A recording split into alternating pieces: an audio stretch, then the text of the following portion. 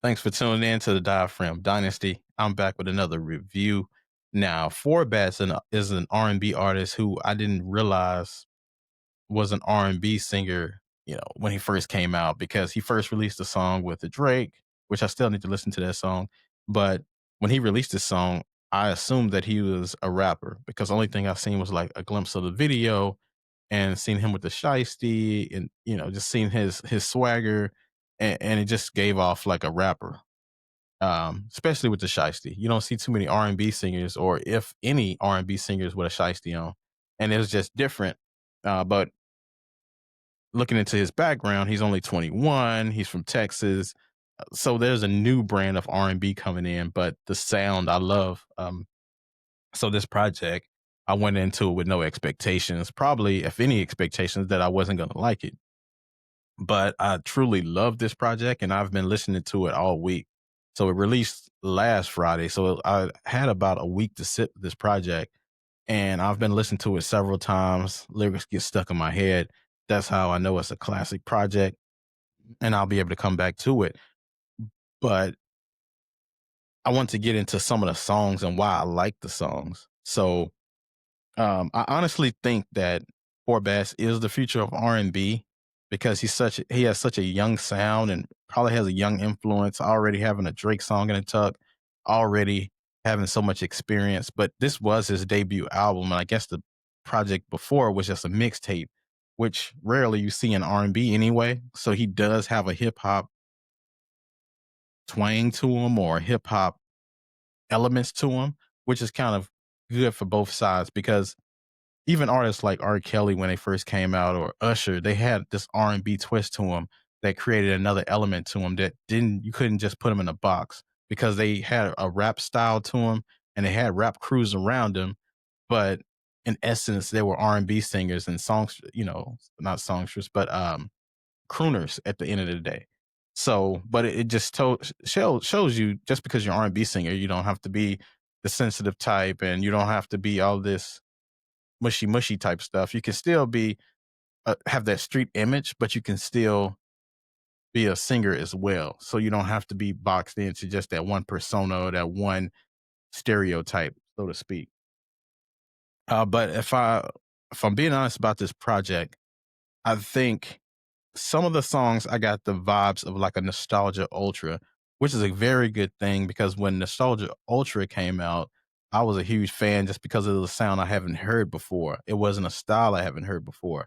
The content, it wasn't just about loving someone, it was about societal issues and things like that. Now, he didn't really talk about societal issues or anything like that, but it's just the tone of his message and the way he sung his songs and the production, all of that stuff together, that marriage that they like to talk about in music was phenomenal to me. And it was a sound I really haven't heard before, except for Nostalgia Ultra. So it did have shades of that, and it had shades of Confessions from Usher on this album as well. But it also gave me like a T-Pain type future songs on certain songs, and I'll get into those in a little bit. But, oh man, this is a great project, and if you haven't heard the Still Shining project, sorry for just not naming it, but, the Four Bats, debut album is called Still Shining. If you haven't heard this project, you definitely need to listen to it.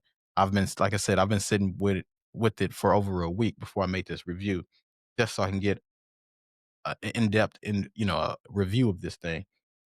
But it appears to me that he's starting to master this game, even though it's on his debut. I'm excited to see what the second project will look like, but I'll get into some of the songs that I like on this project, which is a lot. But this project also has something for everyone, and I'll get into different ones. So the first part, if you like that toxic, problematic type R&B, he definitely has that on here. That she ain't no angel with Leon Thomas, which has a video now on YouTube, so definitely you have to check that out. But that song is one of the toxic songs that a Future would type put out, and I would have loved to hear Future on that song. He does a remix as well, but that's one of the stronger songs on the project. Um, your and then it's a song called "Your Typical Love Story." Now this song starts off with an argument between a man and a woman, and it just gets into while the argument starts, and then It kind of gets both sides of the argument. But the song is only like 2 minutes long, and that's the only gripe I really have about this project is that there's not a lot of long songs. There may be two full songs on the whole album, two or three maybe. Um, and the project's only 38 minutes, but it's 15 songs, so that averages out about 2 minutes and something worth of songs. Which you know I'm a fan of the short projects, but I feel like for R&B specifically, you definitely need like at least 3 minute songs. Some interludes are fine, but nevertheless, I still rate this project pretty high. I'm gonna rate it like an 8 out of 10, regardless of the length of the project. But that your typical love story, I really needed more of that song. It was such a great concept, but I feel like it still needs more, more content to it. So maybe there's a part two out there, or maybe there's an extended version or remix somewhere. But nevertheless, great stories for like the inevitable parts of a relationship, the disagreements and things like that. Then there was a song which is like a club type song, and it's called Twerk Song. And when I heard the Twerk Song, I said, before I even listened to it, I said, dang, do I really need another one of those? Because every artist pretty much has one of those songs. But he gave a totally different twist to it. The production was crazy. It slowed down. It was definitely one of those songs that they would play in a club, a gentleman's club for sure. But his voice with the production and just the concepts was crazy. So I really want to know if he wrote on this project because we don't have any credits yet. But it was amazing to hear something so refreshing and not just the typical R&B, that traditional R&B. This was like you know, the urban version of a R&B album. Like if a guy that was in a city and just happened to be able to sing, but he goes through a lot. This what this project was kind of like. And that twerk song was definitely his rendition of his version of, every artist having that type of song. But um another one of those songs I talk about was Too Short, but it was the intro, so it probably was designed that way. But Too Damn Young was when I first listened to that song, it kind of gave me an introduction to what kind of artist he was. And I say, oh, this guy can really sing. This guy really knows his stuff. Even though he's only 21, he's fairly young. So when he did the song with Drake and stuff, he probably was only like 18 or 19. But yeah, the guy definitely has a unique talent and a unique perspective and a unique sound that I think he will separate himself from the other artists coming up because he has a song with Leon Thomas, which is probably his contemporary right now. They're both kind of young, but he's a lot younger. But I think he will be Forbes is going to be a force to reckon with over the next 10 years.